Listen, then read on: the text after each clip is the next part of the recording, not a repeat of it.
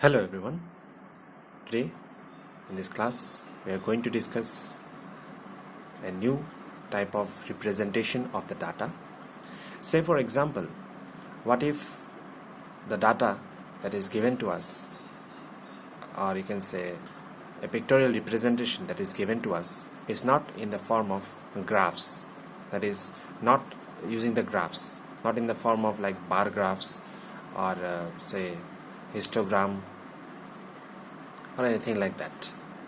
So what if it is given in the form of a circular representation, or you can say what if the raw data that is given to us is not in the form of numbers, else it is in the form of percentages. Then in that case, how can we represent the data pictorially, or how can we tabulate that data, or how can we find out the answer of that data given to us? All this we'll be discussing in today's topic. So today's topic is circle graph or pie chart.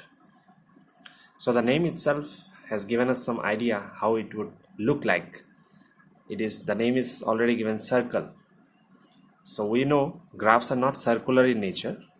They are rectangular or square in shape. So what is this circular graph, or what is called a pie chart? We all know what is a chart. We also know what is a pie. It's like a cake like a thing. So what is this pie chart? So before beginning, let us see a representation. We'll get some hint about what we are going to discuss today in this class. So you can see here two representations are given. You can clearly see it. In the first one, it is given the time spent by a child during a day, and in the second, it is given age groups of people in a town. So in this way, some data is given to you, or some data is represented in a pictorial form to you. So how can you find out the inferences or conclusions from this data? Obviously, just by looking at it, it would seem like a circle which is divided, or even if you think it as a pie or a cake, we all know in a birthday we cut the cake. So these are some of the pieces, you can say. So these pieces represent something. Similarly, in the second also it represents something. So obviously from the above given data, you can clearly understand that this is a time chart, you can say, or how the child uses his time in the whole day. You can see 8 hours of sleep. We all know that 6 hours of school, then 3 hours of play, 3 hours other things he does or she does, and then 4 hours of homework. Similarly, here also we can represent the age group of the people in a town. So just by giving this, we cannot directly know what is the exact, although it is given here 50,000 people are of the age group this, but what if you have to find a particular person of that age group, or some definite results from this pie chart, you can say. So all these things we will discuss today. And so let us now see what is the actual definition of the circle graph or pie chart. So here you can see the above given graphs are called circle graphs. As you know, by the name itself, they look also circle. So it are circle graphs. These are called circle graphs. Next, you can see here a circle graph. This is the definition. A circle graph shows the relationship between a whole and its parts. The whole is the circle and these are the parts. Now, if you have already read about the circle in your earlier classes, that is in class 5, if you remember it, there is something called minor sector and major sector. And even if you have not read it, so you can go back. So there, that sector means it is a part of the circle. Clear? So here, when this whole circle is divided into parts, they are a type of a sector, you can say. Each part is a sector. So here the whole circle is divided into sectors. These are the sectors. Now, the size of each sector is proportional to the activity or information it represents. Yes, one sector will represent only one type of information. The other sector will represent other type of information. And the whole as a whole will represent something else. Clear? Now, a circle graph is also called a pie chart. So these names are synonymous, nothing different it is. Circle graph is nothing, something else, or pie chart is something else. No, it's not like that. Both are the same thing, thus the names are synonymous. It represents the same thing. Clear till here? Now let us, you can say, represent how to represent this data or any other data which is given in a circular or a pie chart form or in a circle graph form. How do you represent it in a table? So let us see how can we represent it in a table form. Drawing pie charts. Next topic is this. So say one example, as I have already said to you, what if the data, raw data that is given to you is in the percentage form? So such type of a question I have taken from a textbook itself, that what if the question is like that, that the favorite flavors of ice creams for students. We all know in the summer during this time we eat ice creams. So each and every student likes different kinds of flavor of the ice cream.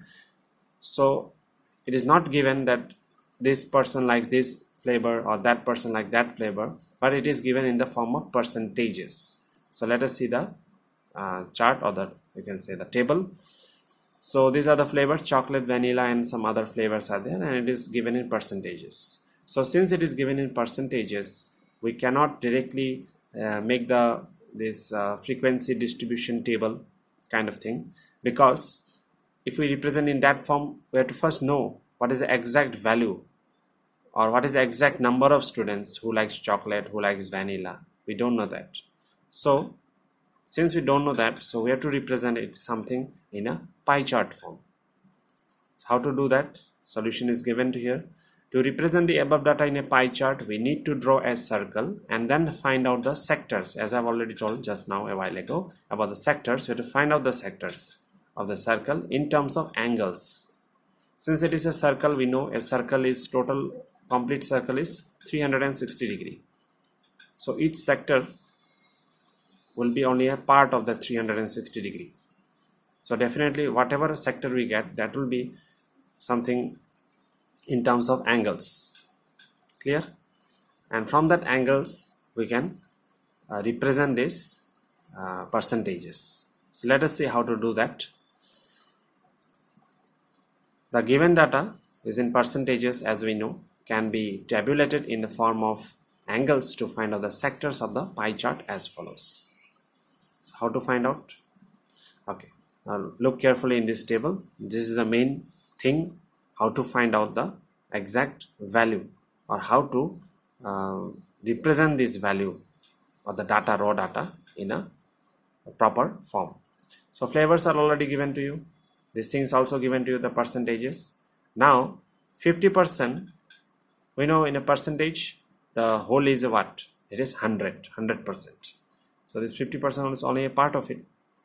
So if you will convert to fraction, it will be 50 by 100, and that will be half. If we cancel it, it will be half. Now we'll take this fraction, half, and then we'll have to find out the angle, because we have to find out the sector. So for finding out the sector, each sector, so for chocolate, if you have to find out the sector, then half of 360 degree, because total angle is, total complete circle is 360 degree. So it's just a part of it. Fraction is a part. We all know fraction means a part. So it will be 180 degree. So the first sector we got already. It is 180 degree. Now next is vanilla to 25%. So it will be 25 by 100, 1 by 4th. So 1 by 4th of 360 degree is 90 degree. Similarly, other flavors is 25%. So that will be same thing again, 90 degree. Now what to do is, we have to represent this in the pie chart. Let us see how to do that. Now here some steps are given. In the exam, or whenever you approach such type of questions, it is not mandatory that you have to write the steps, but if you write the steps, it will be clear to you, as well as it will be clear to the examiner as well. So I would prefer that you write down the steps, and on the side you can even draw the figure. In that manner, everything becomes very clear to both the examiner and the student. So you can try it out in that way. So first of all, what you have to do, very important for drawing the pie chart or the circle graph, you have to draw a circle of any radius. A radius is not fixed. You can make any radius with the help of a compass. You draw a circle in this manner. Mark the center O, or any name you can give. O, we have given here O, and the radius is A. So since first one is 180 degree, what you have to do is you have to place the protector here with the center of the protector in O and aligning with this line OA. So after aligning it, then you see how much is 180 degree. It will look like something like this. Clear? So we got the first sector. This is for chocolate. So you can mark it as chocolate. No need to write 180 degree there, but you can mark it as chocolate. Clear? Next, similarly, this part is finished. Now next, how much we want? We want 90 degree for the other part, vanilla. So for marking that part, what we have to do is we have to place the protector in the opposite way. After placing it in opposite way, we have to check from where keeping this as the base of the protector line, we have to see where we get 90 degree, because the angle we got is 90 degree for that sector. So we got 90 degree till here. Although it is given dotted, you can directly mark it as a complete line, and then this portion, this sector or this portion will be the vanilla part, and the remaining, how much we know already, this also will be 90 only. Clear? So that will be the other flavor. In this way, not only it is 90, this diagram is quite easy, but what if the angles are a little bit less or more, say 30 degree, 40 degree, or whatever it is, we can draw it with the help of the protector. And I would prefer, the best way to do this is first find out the largest angle which is given, then gradually go to the smallest angle. In that manner, there is a less chance of error. Also, there in some cases, the angles, if it comes, although such type of questions are not given to you, but if it comes, say 62.5 degree, that can be found out. What if 62.2 degree your sector comes after calculation? Then we will round it off to 62. And if it is more than 5, say 62.6 degree, then we'll round it off to 63 for our own convenience. Although such type of complicated questions would not be given to you, mostly the questions are some whole numbers type of thing. It is not even in decimals, and the angles are not even in decimals. But what if it comes in case of decimal, you can round it off in this way, and if it is exactly in the middle, like 62.5, then it is already given in a protector. You can mark it in that way. So I hope you all have understood it, but you will understand it more better when you try for yourself, because maths is all about practice and trying by yourself. So you can try out. There are some examples given in the textbook, similar kind of examples where you have to draw the sectors, pie charts and all these things. So you please try it and try for yourself. Check if there is anything you don't understand, that we can discuss in the next class then. So I hope you all have understood today's topic. So that's it then. Thank you and have a nice day.